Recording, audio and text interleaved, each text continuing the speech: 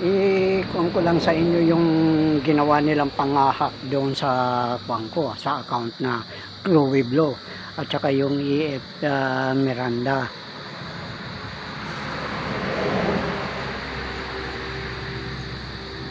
Dahil sa ganung paghahak, natatakot sila dahil may pananagutan ako upang ilantad ang mga katotohanan eh. Hindi kaya nila alam na ang pagbablock nila sa mga Cluwiblo at saka EF Miranda eh lalo naging popular. Lalong tumitindi ang paniniwala ng mga tao na ito ay nasa katotohanan at nagtatanong ng bakit nila inahak. Kasi pagkatapos nung gumawa uli kami ng isang account dahil hindi na naman namin magamit eh. Madalas ganyan ang ginagawa nila sa akin eh. Ngayon yung QSTV UB din ay nagpuan na naman kami. Yun ang ginawang account. Pero ikinuan nila sa akin na baka daw AI yun. Kaya kailangan daw makuha yung mukha ko. O di sige kako. Kinunan ako ng litrato. O pagkatapos sabi, tingala daw. O dito may ingala nga akong ganon. Pagkatapos yoko. Pagkatapos ipaling ko daw sa kaliwa. O di pinaling ko. Pagkatapos ipaling daw sa kanan. Pinaling ko na naman. O ano pa kako? O ayan, ginanong ko. O yung mukha ko, ikinuhan ko pa taas. Kaliwa, ganun din sa kanan. At inuko ko pa kaliwa at pa kanan din. Ngunit ang hindi nila alam, ay alam ko talaga ang pakay nila. Kasi nung na yan, kinukuha nila kung talagang yung pinagawang clone ni Bongo. Yan ang sinasabi ko. Kasi hindi nila nung makuha nila yan, nung mabayaran nila yung mga tao, ay bigla akong umalis eh. Mantakin mo, babayaran mo ng 200,000. O, kilala ko kung sino yung mga binayaran mo Bongo. Kaya lang siguro nila kinukuha niyan dahil yung clone nila parang nagbabago yung mukha eh, hindi na hawig sa akin eh. Kaya kinuha nila, ulitin na naman nila siguro. Kaya natatawa lang ako sa mga ito eh. Akala nila pinanganak lang ako kahapon na kaya nilang tangahin. Kaya sabi ko nga eh, umanda ka sa akin Bongo. Kasi itong meta na ito, pag-aari ng kwan ito, pag-aari ng iglesia ito. O, iglesia ni Manalo. Saan ka naman nakakita pagkatapos yung ginagawa nilang kalokohan? Sasabihin nilang ligtas sila. O, asan ang katotohanan sa kanila? Kasi yung Facebook, hindi na nila pwedeng palitan ng kwan yan, ng meta. Yung meta na yan, kinuhan lang nila dito para makontrol nila ang kwan ng Pilipinas. Tingnan mo. Kasi pag ganyan na kwan, lantad na yung kwan na ganyan, hindi pwedeng palitan yan ng kwan eh. Talagang napakatindi ang ginagawa itong mga iglesia na ito eh. Pagkatapos sasabihin nila, pagkakaisa, bakit ako makikiisa sa inyo mga magnanakaw? Oh. Hindi ba ninanakawan ninyo ang Diyos nyo? Nais ko lang humirang ng ilang bersikulo sa Biblia na nagsasabing mapalad ang tao na hindi lumalakad sa payo ng masama, ni tumatayo man sa daan ng mga makasalanan, ni maupo man sa upuan ng mga manlilibak, kundi ang kanyang kasiyahan ay nasa kautusan ng Panginoon. Ano yung kautusan ng Panginoon?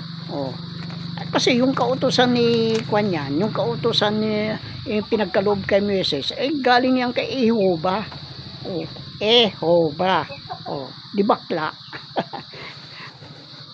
Kaya nga pinalabas na yung Kwan hindi kasi ninyo binibigyan pansin yung Kwan yung ipinopos namin na mission at vision ng divine law. Upang magkaroon ng pagbabago ang ating buhay. Nasa inyo yan, sapagkat hindi kayo mga alipin ng kabulukan. Bawat isa ay may kalayaang mamili. Ngayon, ang hinahanap lang ninyo, yung material na bagay, yung mga salapi. Yan ang tinatawag ni Moses na kanyan Yung tinatawag niyang mga Diyos na hindi kinakatakutan ng magulang. Ating mga magulang. O hindi ba yung Diyos nyo ngayon? Iglesia, ni Manalo, pera. O mantakin mo. O obligado kang magsimba ng Huwebes, Sabado, Linggo. O ilang beses kayong kuwan. O ninanakawan ninyo ang Diyos. Ang nais ko lang talagang talakayin ay yung tungkol sa National Economic Security and Recovery Act. Ito nga yun ni Sara. Na isa itong tinakdang panukala sa pagbabago ng ekonomiya ng mundo.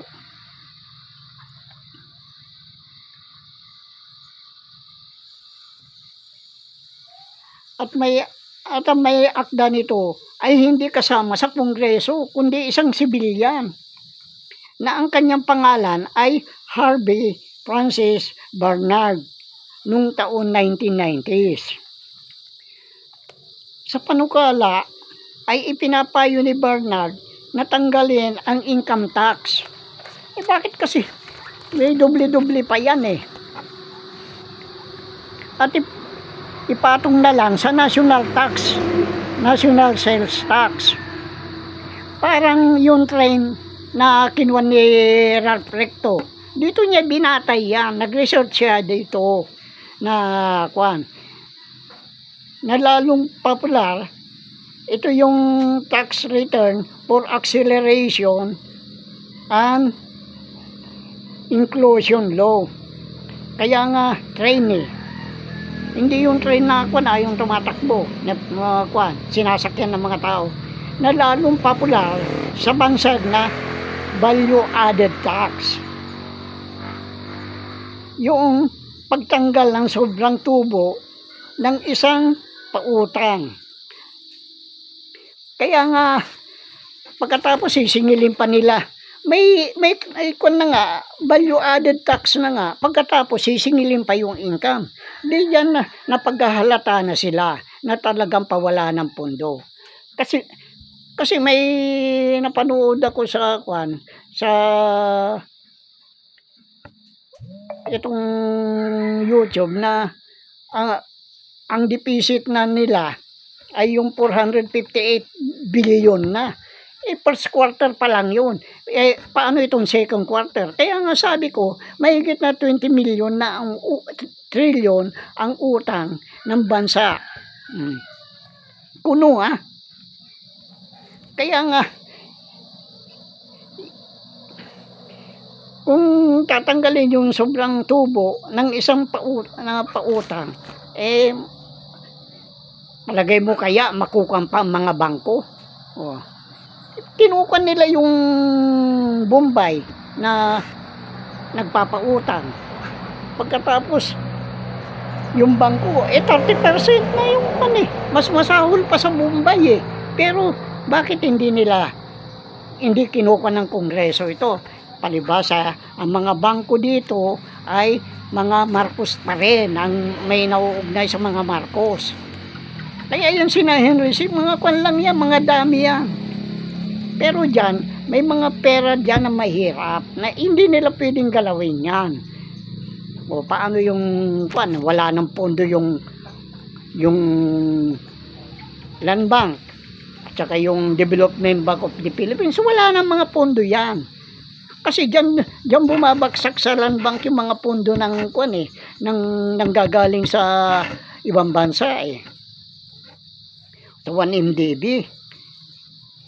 Ngayon, ang isa pang kwan nila, yung pagbabalik ng coins na pera bilang legal tender currency, na ang panungkalang ito ay hindi man lang umaabot sa Congress, sa US Congress. Kaya nga ang nangyari, naging usap-usapan ang ni Sara na tila isang kultong conspiracy theory. Kasi yung may gumawa din nito eh.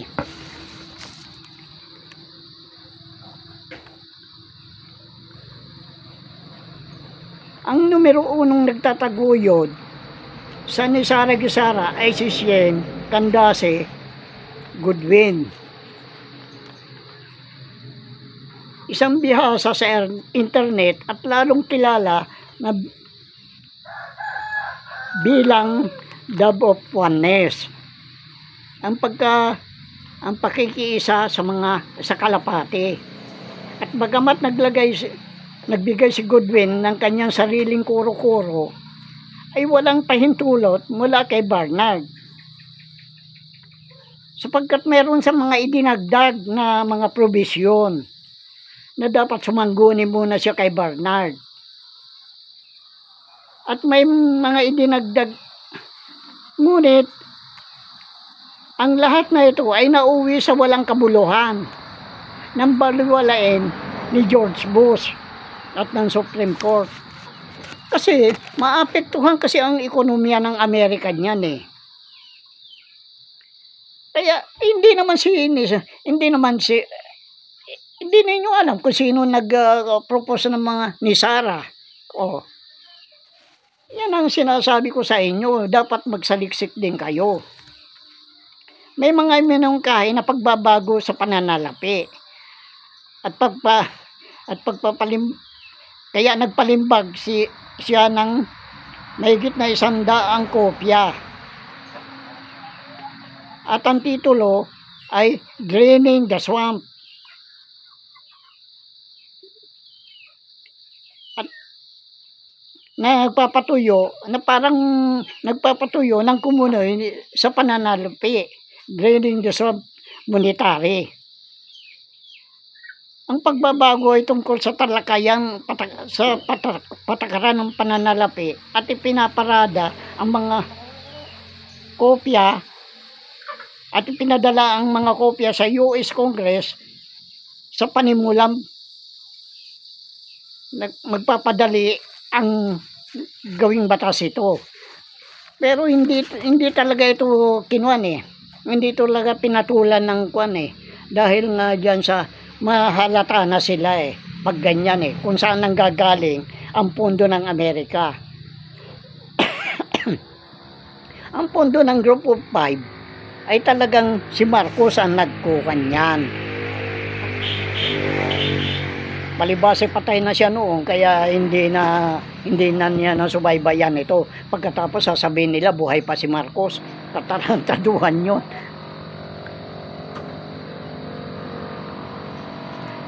Sang-ayon sa teory, ang utang ay siyang pangunahing sagabal sa pag-unlad ng ekonomiya. Kaya nga, ang pandyan, wawalain yung mga utang. Dahil sa hindi pagpansin ng gobyerno, ay ipinalabas niya sa internet at sa publiko. Yun ang ginawa ni Barnard. Kaya nalaman ito, kumalat ito.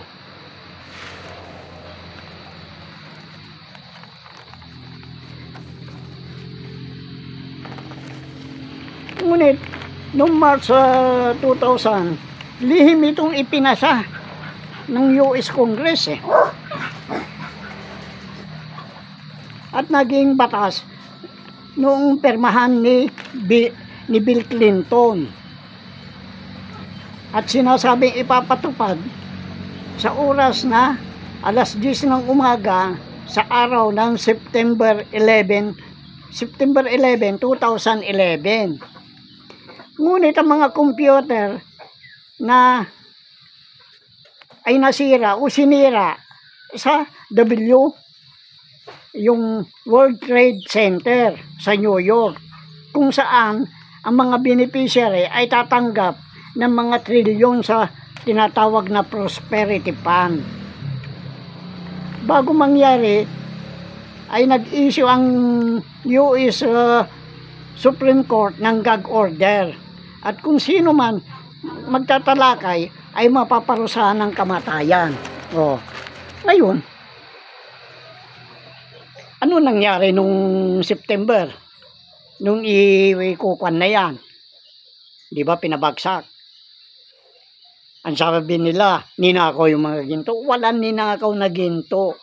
Bagamat sinasabi sa akin ni Pari Pedring, nandoon yung mga ginto nila. Yung mga nakuha nila sa treasure. Ngayon, ang sabi ko naman sa kanya, pare, bakit hindi nyo pahukay uli? May karapatan kayo. Ayaw daw ng Amerika. Kasi malalantan na walang ginto kung ihuhukayin yun Kaya, ang alam ko, kaya pinabagsak yan. Ngayon, kumuha na ngayon si Trump, sinasabi na niya ito ni Sara Gisara. May gag order din nga sa Amerika na kukunan mahatulan ng kamatayan Pero kasi sa Amerika, mga 25 years bago ma-declassified yung mga ganyang hatol wala pa naman 25 years. Di, kasama si Trump sa dapat hatulan ng kamatayan.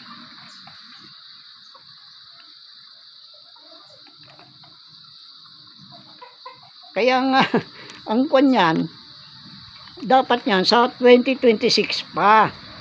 Ito, nagmadali na kagad. Gusto na niya kagad maging sikat. Kaya nagpuan na.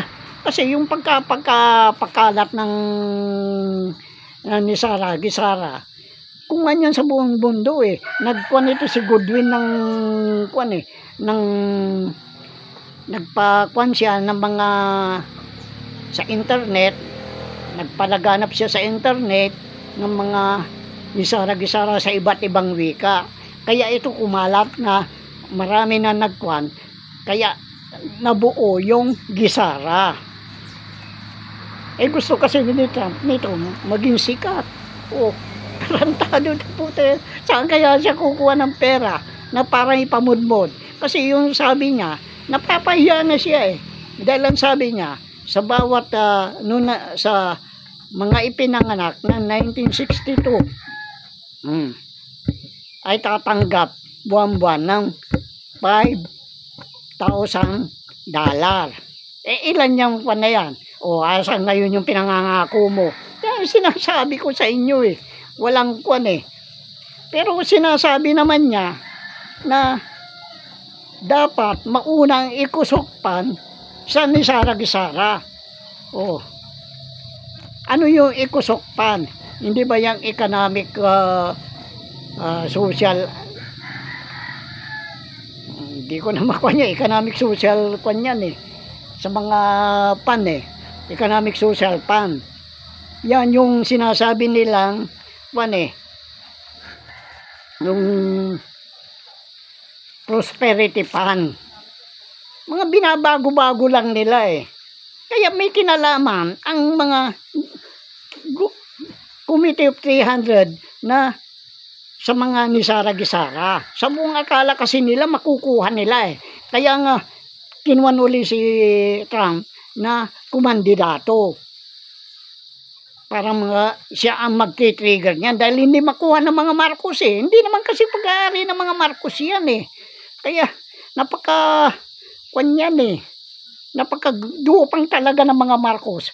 Mga magnanakaw talaga yan. Mapag-angkin ng hindi kanila. Kaya yan ang naging problema nila. Ngayon, sino ngayon na magti-trigger? Kaya yan, hindi na natin pwedeng gamitin yung ikusokpan, kundi ni Sara Gisara na lang. Kasi yan yung Gisara, yan ang nakakuan doon sa doon sa 1MDB. Ngayon, yung mga yung mga treasury ba na open na talaga yan, pero hindi nila makuha Kasi nung kuan, kaya hindi nila makuha yan. Ang nagbabantay dyan ay mga spiritual. Oh, yan ang sinasabi ko. Kaya nga yung kuan dyan, yung sa UBS, bagamat hindi sa UBS nakakuan yan, doon lang nila kinuan yan. Pero ang nakalagat kasi sa UBS yung war damage. Pero ang mga treasury note nakalagak sa Singapore. Hindi doon sa UBS Singapore, kundi doon sa Monetary Authority Singapore. Yan ang pinaka-central bank ng Singapore. At ang namamahala dyan sa kuan na yan ay itong Goldman Sachs. Kaya nga revenue Goldman Sachs revenue, sila namamahala ng mga kuan dyan, yung accountability ng ng 1MDB. Kaya yung ang meeting nila diyan sa Malaysia ay yan ang pinag-uusapan nila kung wari tinitira ang China. Ito kaya ako natatawa naguguluhan na sila. Hindi naman nakisaw-saw kung wari ang US. Pero magkakasabwat yan. Iisang kulay niyan.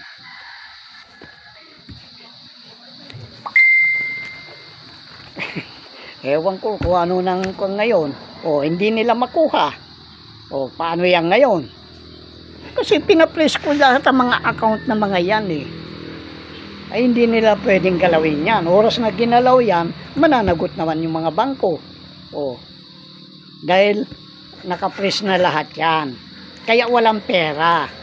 Akala kasi nila makukuha ng mga Marcos yung kwan dyan, yung 1MDB. Kung wari inubos na ni Jolo yung kwan dyan, pero hindi. Yung iba dyan napunta sa Hong Kong, Shanghai. Kaya nga yung Hong Kong, Shanghai, yung polymer ay may logo doon ng Hong Kong, Shanghai.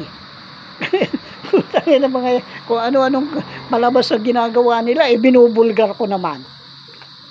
Kaya tayo, wala na tayong papunta, kundi talaga paglubog ng paglubog ang ekonomiya natin.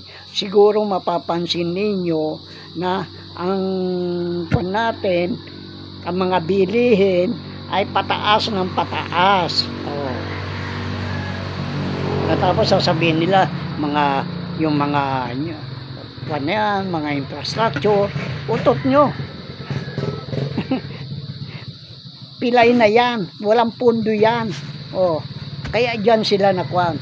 May mga balita nga hinahanap daw nila yung spiritual wonder boy. Hinahanap nila yung yung white spiritual boy. Hindi naman nila alam.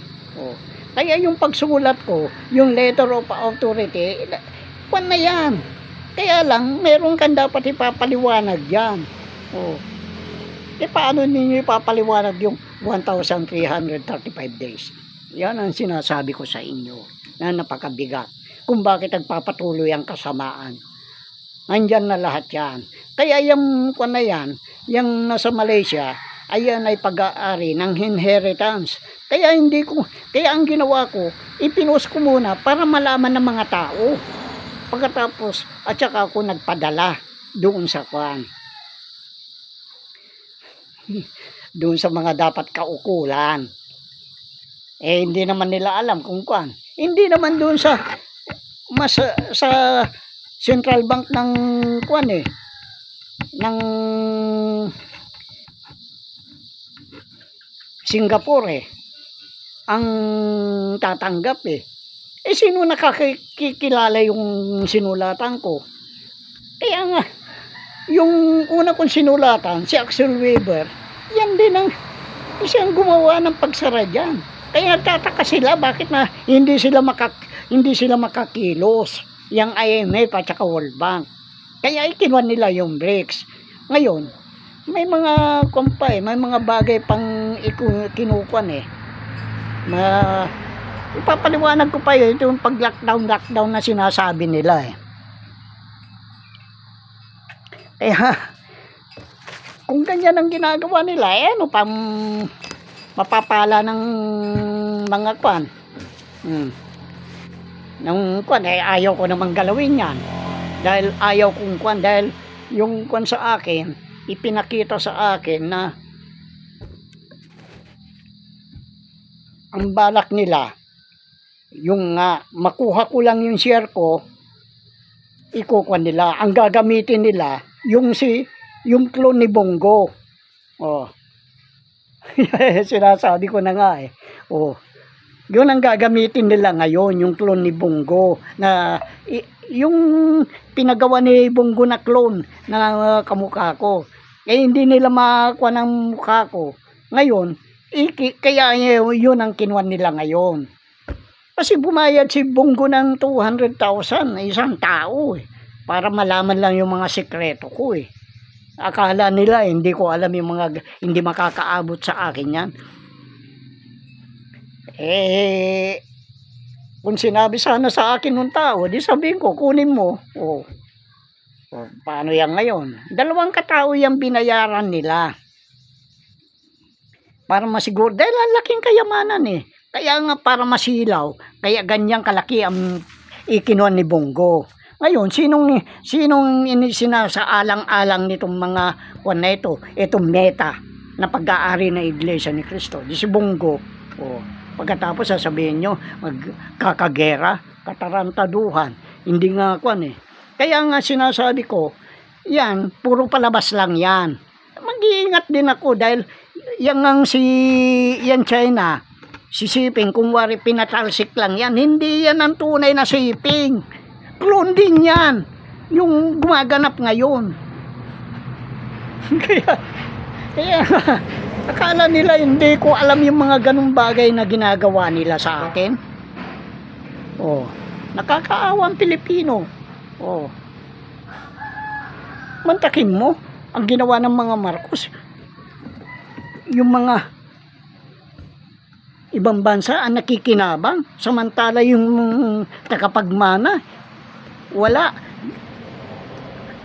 Kaya parang kawawa na namamalimos ng ayuda. O, anong ginagawa nila ngayon? Bilang totoong wala ng pondo, ay yung maliliit na tindahan. O, kaya nga sinasabi ko, pag siningil kayo ng BIR, dyan sa maliliit na tindahan na yan, magkano lang naman ang tutubuin yan? Ay, unahin nila si Marcos na singilin. O, unahin nila, yung mahigit na 1,000 kumpanya na hindi nagbabayad ng tax. Kasi ganito, mula nung binulgar ko ngayon, ganito na naging strategiya nila eh. Sa katapusan ng taon, magkukuhan sila ng tax. Oh, i-deposit nila sa bangko yung bayad ng tax. Ito yung trabaho ng mahigit na 1,000 kumpanya na hindi nagbabayad ng tax. Pagkatapos, pagdating ng January, i-withdraw uli nila, babalik uli sa kanila. Pero naka-record doon, pag hinanap mo yung kwan yan, kung saan napunta yung pera na yan, wala silang record. Oh, how siya yun? Pagkatapos darating ngayon, yung pondo. Oh, yung pondo na yan, galing sa ibang bansa yan. Diyan sa 1MDB. At dadaan yan dito sa Land Bank. O hindi ba? Diyan ngayon dadaan yung pondo. Kaya diyan sila. O hindi ba mamba? Kaya ikaw kung nag-withdraw sa Land Bank. O. Katapos kung wari na nakakuang ka, may kaso ka. O may nakakulong ka ba? Hindi. Kaya yung kung ikuan ninyo yan, pati transportasyon. O. Kaya nga yan ang isang kinukuwang ko, yung Trenlo. May value added tax na nga. Oh. Imbes na, hindi dapat maningil ng mga income tax. Dubli-dubli. Ito, putang inan tong repto nito. Akala mo, hindi ko mahuhuli yung gawa niya eh. Oh. Kung wari, dubli-dubli kita. Kasi noon, nataranta na sila. Dahil pawala na, kasi yun nga sinabi ko, nung panahon ni Duterte, yung 2019 na para mga budget doon, ay hindi mapirmahan. Oh, pinirmahan lang nila nung August na. Mantakin mo, dapat yan, pagpasok pala ng January, pipirmahan na yan ni Duterte. O hindi, paano pipirmahan walang pera. Kaya din umutang ng XDR sa IMF.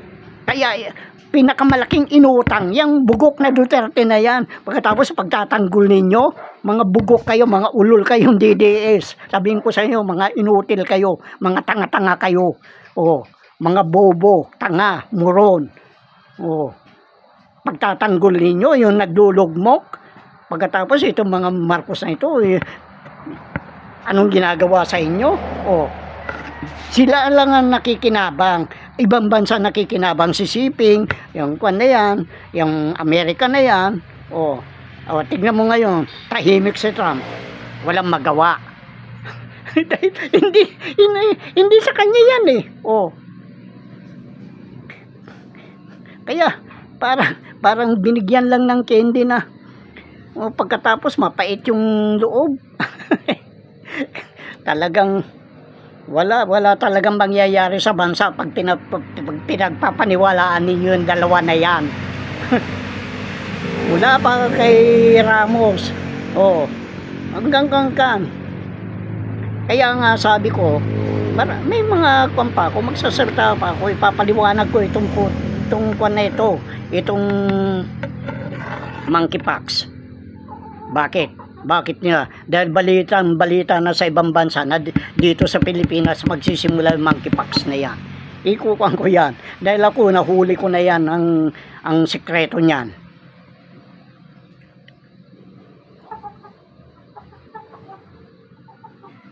O, sige na.